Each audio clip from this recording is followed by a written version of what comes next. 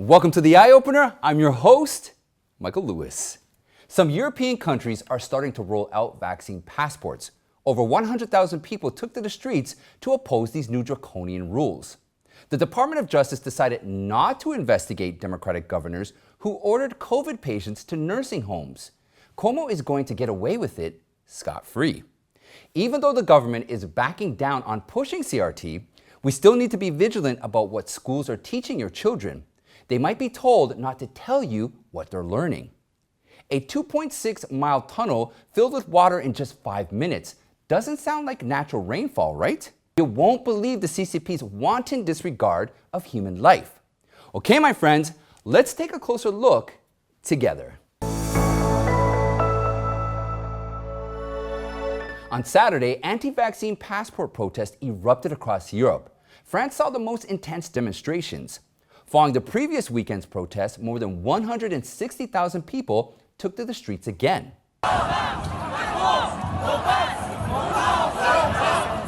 At one point, the protests in Paris turned violent. In clashes with demonstrators, police used tear gas and water cannons.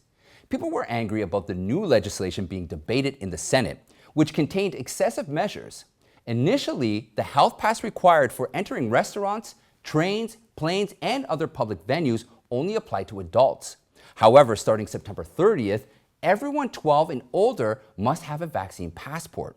The law also mandates at all healthcare workers to get vaccinated by September 15th, or they will risk suspension. Business owners that do not enforce the new law could face fines up to $53,000 and a year in prison.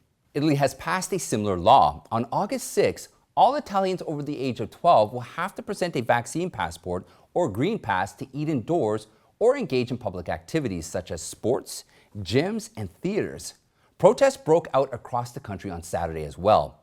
In Turin, several thousand people gathered in the city square hours after Prime Minister Mario Draghi announced the new rule. In Verona, thousands demonstrated chanting, "No green pass" and freedom. Despite the opposition, the new vaccine passport requirement in France and Italy proved effective in boosting vaccinations. Germany has experienced a slowdown in vaccination as well, but Chancellor Angela Merkel said there's no new vaccine requirements at the moment, while she didn't completely rule out compulsory vaccination at some point. Back in the United States, a new poll found a majority of Americans who haven't been vaccinated will probably not get the shot anyway. The Associated Press surveyed about 1,300 American adults in the third week of July. Nearly 80% of those unvaccinated said they'll probably or definitely remain unvaccinated.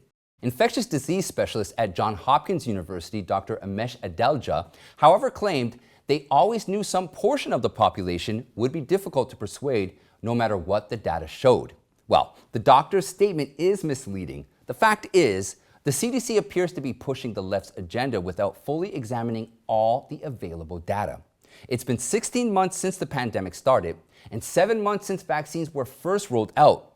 Yet we still don't know how good someone's immunity is after contracting the virus.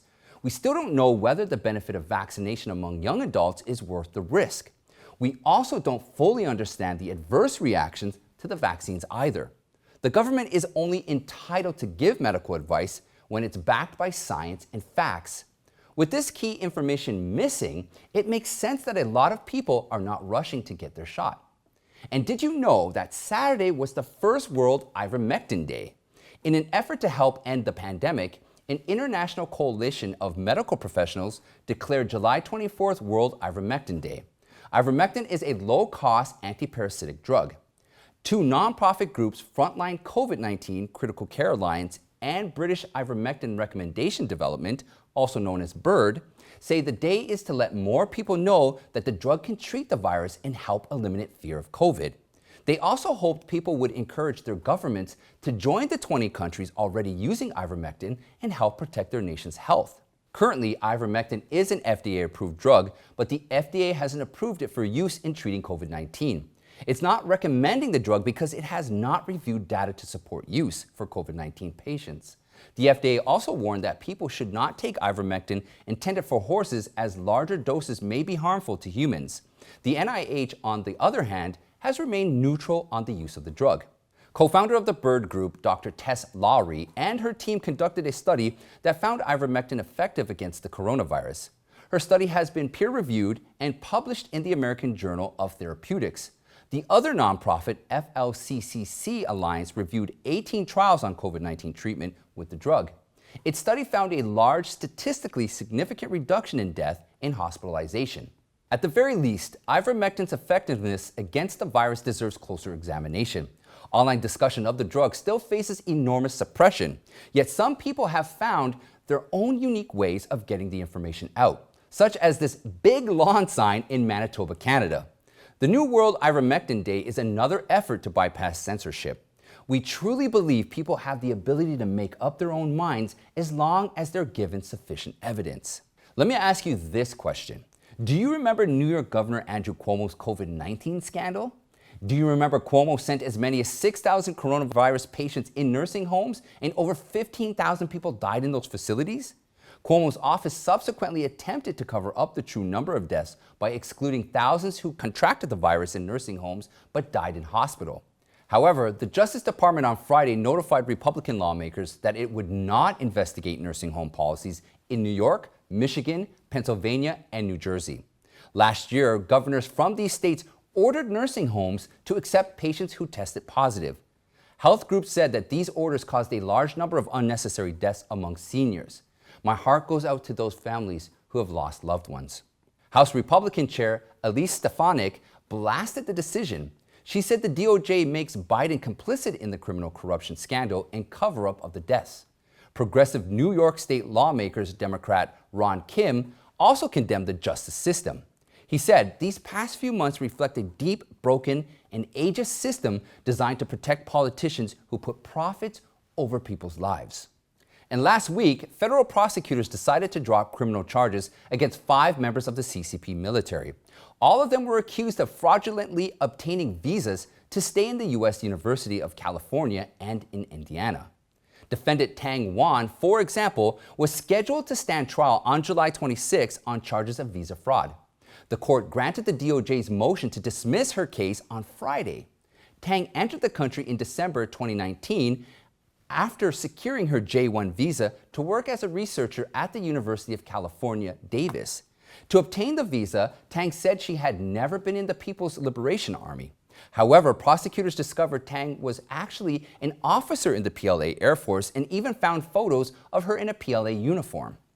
The 5 Chinese nationals were arrested last summer as part of a federal crackdown on CCP military members in the United States. However, what seems contradictory is senior DOJ officials insist that dropping the case is not a reflection of a lack of evidence. One officer said, quote, "This is not the same as saying that we were wrong to charge the case a year ago or that the proof was insufficient. In fact, I think the case have done a lot to advance our deterrent objectives." Let's be clear. If the DOJ believes the defendants are guilty, shouldn't they be brought to justice? If the objective is to deter the enemy, dismissing the case at the last minute defeats the purpose. Let me tell you what Tang's attorney said about the dismissal. Tang was pleased with the DOJ's decision. The former PLA officer will be returning to China with no consequences and will reunite with her husband, mother, and child. We also have Minnesota students being told not to tell parents about an equity survey, CRT sneaking into schools in Tennessee, and a survivor's harrowing experience in the flood in China. But before we continue, I want to take a quick second to ask all my friends watching and the live chat family to please take a moment to hit the like button. Subscribe if you haven't already, but most importantly, share this video. I'm depending on you, my friends, and the power of word of mouth to spread the truth. Also, to support the Eye Opener team, please donate to the show or purchase a mug that matters. You can find the link in the description below, and your support, as always, is greatly appreciated. Salute. Last week, we discussed leftists hiding their agendas behind other names for critical race theory. And now, children taking an equity survey are not even allowed to tell their parents about the survey. This is another tactic to keep CRT alive in school curriculums. A student in Minnesota is speaking out after taking an equity survey. A boy in my class asked my teacher if his mom could explain the question to him because even after the teacher explained it, he still didn't understand. My teacher told him that he was not allowed to ask his mom and that we cannot repeat any of the questions to her parents. Haley Yaska and some of her classmates were very confused about a question on gender identity. Her teacher, however, told them they were not allowed to ask their parents for help. In fact, they were prohibited from repeating any of the questions to their parents. The equity survey is part of an assessment on how school systems nationwide should teach issues around sexuality and race. Yaska said being asked to hide the survey from her mom made her very uncomfortable, as if she was doing something wrong. She wasn't doing anything wrong. It was the schools. Last year, Williamson County in Tennessee adopted a new curriculum called Wit and Wisdom that introduced CRT to K through grade 5 students. Legislation that bans teaching CRT in public schools went into effect in July, but the concept is already throughout the curriculum. Robin Steenman, chapter chair of Moms for Liberty in the county, said that some of the material in Wit and Wisdom is explicitly CRT. The running theme is emotion. Steenman said the anti-church, anti-police, anti-fireman, anti-tradition narrative, especially the racially charged parts, stirs up emotions. The children are constantly looking at the angry white faces in the books. You're very hard-pressed to find a smiling illustration in any of these books. The teacher's manuals emphasize emotional learning starting in kindergarten rather than applying objective methods to analyze things. The problem is emotions are personal, so they are never wrong. How deceptive and cunning the left has become to infiltrate the education system with its divisive and hate ideologies. To push back, we need to find ways to equip our children with the ability to discern right and wrong. It's been confirmed the disastrous flooding in the Chinese central city of Zhengzhou was largely a man-made tragedy. To save an overwhelmed major water reservoir in the city, local CCP officials ordered a discharge at 10:30 a.m. on July 20th. Public notice went out at 1 a.m. on July 21st. By that time, Zhengzhou had been flooded for hours. The public was not informed ahead or during the crisis. The discharge, however, served its purpose. The notice read that the water mark in the reservoir by 9:30 p.m. was about 27 inches lower than its highest level of the day. But how many people had died as a result? The biggest disaster in the city happened at the Jinggongang Tunnel, which runs 2.6 miles underground. According to some survivors, water filled the tunnel in 5 minutes, and all the survivors were near either the entrance or exit of the tunnel. Meng Wang was one of them. Wang arrived at the north entrance around 3:45 p.m. Traffic was completely paralyzed at that time. Half an hour later, yellowish muddy streams of water started to flow into the tunnel.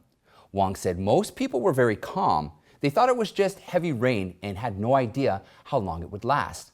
At 5:31 p.m., Wang saw a few people getting out of their cars and climbed onto the side paths inside the tunnel. It wasn't easy to reach the path, so most people didn't bother to leave the tunnel that way. At 5:47 p.m., Wang decided to abandon his car. He knew if the water rose above the window, he would have trouble opening the door. He was now standing in water above his knees. Wang struggled to tread his way through the water and finally got up onto the ramp for higher ground. About 40 to 50 people were making their way out. That's all Wang could see. 4 minutes later, Wang's car was completely submerged. The tunnel was completely filled. Can you imagine what happened to the people in the middle of the tunnel? Even if you sensed something was terribly wrong much earlier than Wang and wanted to get out, you wouldn't be able to. The water was just running too quickly. On July 22nd, the CCP started their cover-up of the casualty numbers. Police cordoned off the area and started draining the water. People couldn't get near the area. Officials said that after investigating, only 265 cars had been trapped and 4 people died. Who would possibly believe this? On Tuesday night, the tunnel was congested. Estimates say the tunnel could have or hold anywhere from 1,000 to nearly 5,000 cars. People deep in the tunnel had no chance to escape. On Chinese social media, an on-site rescue driver blew the whistle that they had found more than 6,000 bodies inside. A volunteer said on his blog, "My conservative estimate of the deaths and missings is a 4-digit figure." There's other evidence that indirectly proves the large number of casualties. On Saturday, rescue trucks towed out 6 extended green buses out of the tunnel. It appears to be a normal rescue operation at first. However, when you look closer, all the windows are covered with black cloth. People are wondering if it's because they were filled with bodies. You must be wondering why local government officials would discharge a reservoir like that without warning. They must have known it was a terrible time since the forecast said more heavy rain was on the way. In fact, discharging the reservoir was not a coincidence amid the heavy rainfall. People found a quote from a regional authority from last year. The official said, "Reservoir discharges have to be done in secret. You can't give notice because if you did, it would involve reparations for villages, farmlands, and businesses damaged downstream from the reservoirs. Without notice, you can regard it as a natural disaster. There will be no reparations." CCP officials have taken this extremely immoral approach for years. In fact, they often discharge water at midnight so people don't notice. In the Zhengzhou floods, officials didn't even bother to distribute sandbags or halt public transit in advance, which could have saved many lives. It really tells you how much the communist regime cares about people. But yet, when it's time to save face and suppress people, the CCP comes out in full force. Every time something happens, authorities dispatch hundreds or thousands of police officers to maintain stability, or in other words, to cover up their crimes. So is there something we can do about it? There is. We can at least uncover the crimes they concealed and have more and more people learn the truth. And that's it for today, my friends. Check out this playlist right here for more eye-opening content. You can join me in the Eye Opener Telegram chat room, and you can also follow me on Newmaker, Gab, Parler, and Getter. Don't forget, please sign up to the email list so that we can stay in touch. I want to thank you all, and I'll see you next time.